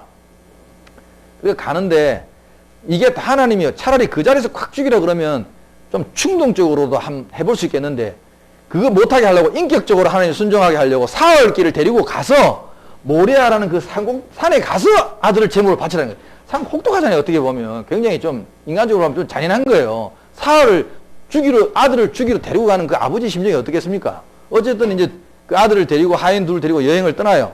여행도 아니죠. 이건 뭐 죽이러 가는 거니까. 여러분 그 길이 어땠을까요? 사흘 길이니까 이틀 밤은 텐트 치고 잤을 거 아닙니까? 그걸 한번 생각해, 그 광경을 한번 상상해 보세요. 그 밤에 여러분 잠이 오겠습니까? 아브라함이? 거기서 자면 아버지가 아닙니다. 그런 아버지는 아버지가 아니죠. 아들을 죽이고 가는 아버지가 잠이 오겠습니까? 잠이 안 오니까 당연히 밤에 어딜 나가봤겠습니까? 밖에 나갔겠죠? 밖에 나가면 또 어떤 광경이 펼쳐졌을 것 같아요? 밤에 그 광야를 걸어가는데 텐트에 또 별이 또 우라지게 많네. 또 그 별 보면 무슨 생각이 날까요? 하나님 약속이 생각날 거 아닙니까? 내가 네 자손을 하늘의 별처럼 많게 해주리라. 저는 성경을 재밌게 읽는 방법이 그런 광경 속으로 들어가 보고 그런 상상을 합니다. 내가 아버지 입장에서, 아브라함 입장에서 생각해 봐요. 기도도 해봐요. 제가 아브라함 입장이 돼봤어요. 밖에 나가서 별을 쳐다보면 내가 무슨 기도를 했을 것 같아요? 내가 우리 아들 바친다는 상상을 해보니까 내가 그런 기도가 나오더라고요. 하나님, 하늘의 별만큼도 필요 없습니다. 요놈 한 놈만 살려주세요. 뭐 별만큼 지금 나한테 필요한 게 아닙니다. 얘 죽이지만 말아주세요. 그런 기도가 저절로 나오지 않겠어요? 근데 하나님 아무 대답이 없어요. 어쨌든 모리아 산 꼭대기까지 산까지 갔습니다. 거기서 이제 하인들 둘을 남겨둔다는 이야기가 나와요. 그것도 다 이유가 있어요. 생각해 보세요. 하인 둘이를 번제 드리는 장소까지 데리고 가면 이 하인 둘이가 가만히 있겠습니까? 가만히 안 있죠. 만약에 아브라함이 이삭을 잡으려고 칼을 들이밀면 아이고 우리 부족장이 노망이 들었나 보다, 미쳤나 보다. 다음 지금 차기 상속자인데 다음 차기 왕감을 죽이려고 하니까 분명히 뜯어 말렸겠죠. 그래서 아예 그게 산에다 떼놓는 겁니다. 그래서 우리 믿는 사람들이 저는 항상 그렇게 이야기합니다. 순종에 방해가 되는 것들은 미리미리 제거를 해야 된다. 다 이 지뢰들을 제거를 하고 올라가죠. 올라가는데 이 이삭이 어린 나이가 아닙니다. 성경에 보면 이삭이 나무찜 이제 제사에 드리는 그런 것들 도구들 다 쥐고 들고 올라갔다 그랬어요. 그러니까 이때 유대인들이 이야기할 때 보면 아브라함의 나이가 130세, 이삭의 나이가 최소한 30살 정도 됐다고 그렇게 보통 이야기합니다. 총각이죠. 청년이죠. 다 쥐고 올라갑니다. 근데 이 이삭이 올라가면서 아버지한테 그럽니다. 아버지, 오늘 제사는 이상하네요. 다른 건 다 있는데, 나무도 있고 제사에 드리는 다른 제물은 다 있는데 제물만 없네. 제물. 그러니까 하나님께 드려야 할 양, 염소, 이 제물이 없네요. 하니까 아브라함이 속으로 그랬겠죠. 아이고 이놈아, 제물은 너다. 좀 가만히 그냥 가자. 제발. 속도 모르고. 그래서 이제 아브라함의 입에서 뭐라고 말이 튀어나오냐면 그 제물은 하나님께서 하나님의 산에서 준비하실 거다. 예비하실 거다. 그게 아브라함의 바람이죠. 바람. 소원 아니겠어요? 하나님 제발 좀 그렇게 해달라는 그런 소원이 이제 자기 입에서 나온 거죠. 그리고 이제 올라갑니다. 산을. 올라가면서 저는 그 아브라함과 같이 산을 올라가면서 그런 상상을 해봤어요. 그런 기도가 저절로 제 마음에 나오더라고요. 한 산 중턱까지 올라갔을 때 아브라함이 그렇게 말했지 않겠어요? 하나님께. 하나님, 이제 좀 그만하시죠. 이만하면 제 마음 아시지 않습니까? 아들을 사흘 길을 주기로 데리고 왔고 산에까지 이렇게 데리고 올라갈 정도면 이 정도면 이제 제 마음, 제 중심 아실 것 아닙니까? 근데도 하나님이 아무 이야기가 없어요. 말씀이 없어요. 결국 꼭대기까지 올라왔어요. 올라왔는데 뭐 준비된 게 있긴 뭐가 있어. 아무것도 안 보였죠. 아브라함 눈에. 성경에 보면 아브라함 눈에 아무것도 안 보였습니다. 그래서 결국 이삭을 이제 제물 위에 이제 올려놓고 여러분 보시면 이 사진을 한번 보시면 이제 이런 식으로 이제 산꼭대기에 제단을 나무를 밑에 깔아놓고 이제 눕힌 겁니다. 요거보다 조금 더 실감나는 이제 그림을 하나 제가 보여드리죠. 여러분이 잘 아시는 이제 렘브란트라는 유명한 화가가 그린 그림입니다. 이제 이 양 같은 거 가지고 번제를 드릴 때는 실제로 양의 이 목젖을 이렇게 제껴가지고 요 턱 밑에다가 저런 이 단칼, 날카로운 칼을 확 찔러가지고 확 잡아 당깁니다.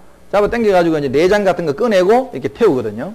그러니까 이삭도 이제 번제를 하려면 내장을 꺼내야 되니까 아브라함이 지금 저런 자세를 취한 겁니다. 턱 딱 제껴가지고 이제 칼로 여기 이제 딱 찔러가지고 확 찔려고 아브라함이 팍 하려고 하니까 하나님이 천사를 보내가지고 아브라함의 손을 잡았다는 얘기예요. 지금 화가의 해석이죠. 화가의 이야기에 손을 꽉 잡았다는 거예요. 얼마나 급하게 세게 잡았으면 칼이 툭 떨어질 정도로 잡았다는 겁니다. 저는 때때로 이 화가들이 그린 옛날에 성화들이 많습니다. 여러 종류의 성화들이 있는데 저는 화가를 되게 존경해요. 화가들이 그 상상력 그걸 대단히 제가 존중하는 편입니다. 이게 어떤 경우에는 목사님도 설교 10편보다도 더 확실해요. 이런 메시지가 강력해요. 저는 이 메시지 첫째 배우는 게 뭐냐 하면은 하나님이 얼마나 급하셨을까. 잘못하면 이 아브라함이 너무 순종을 확실하게 하니까 세게 찌르니까 천사가 날라와서 말릴 정도로 순종을 했다는 거예요. 그러니까 하나님이 놀랄 정도로 순종해야 됩니다. 사실 깜짝 놀랄 정도로. 렘브란트의 이야기가 그거예요. 그래서 성경에 보면요, 하나님이 하늘에서 음성으로 아브라함을 부릅니다. 딱 찌르려고 하니까 아브라함아 아브라함아 하고 이렇게 불러요. 2번을 불러요. 2번 성경에. 왜냐하면 한 번 부르면 혹시 못 들을까 봐 2번을 불러요. 이때 죄송하지만 충청도 분은 안 됩니다. 아브라함아 아브라함아 벌써 이제 죽고 없는 거죠. 이제 빨리 불러야 돼요. 이제 읽을 때 항상 그렇게 했습니다. 막 빨리 읽고 세게 아브라함이 듣게.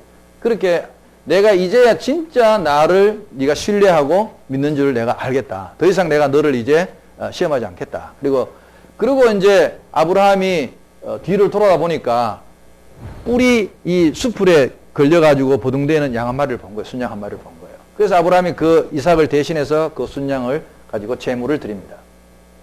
자, 2가지 퀴즈를 드리겠습니다. 이야기를 마무리하면서 끝내겠습니다. 아브라함이 이삭을 이렇게 제단 위에 눕힐 때 어떻게 눕혔을까요?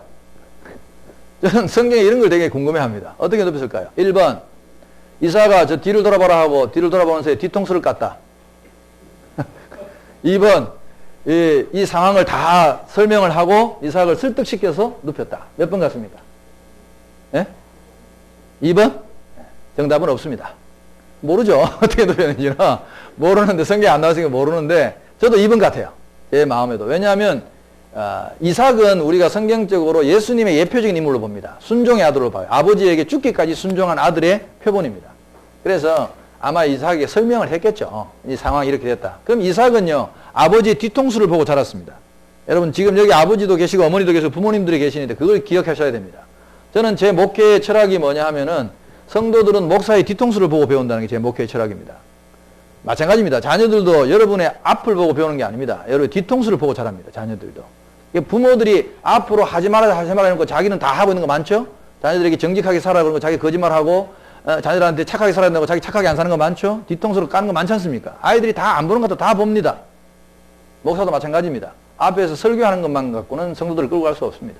뒤통수에 삶이 있어야 됩니다. 보이지 않는 가운데 삶이 발라야 따라오는 거죠. 저는 지금 많은 사람들이, 세상 사람들이 교회를 욕하고 교인들의 그 이중성에 대해서 욕하는 걸 저는 인정합니다. 어느 정도. 받아들입니다. 우리가 그런 지금 부족함이 있다는 걸 인정합니다.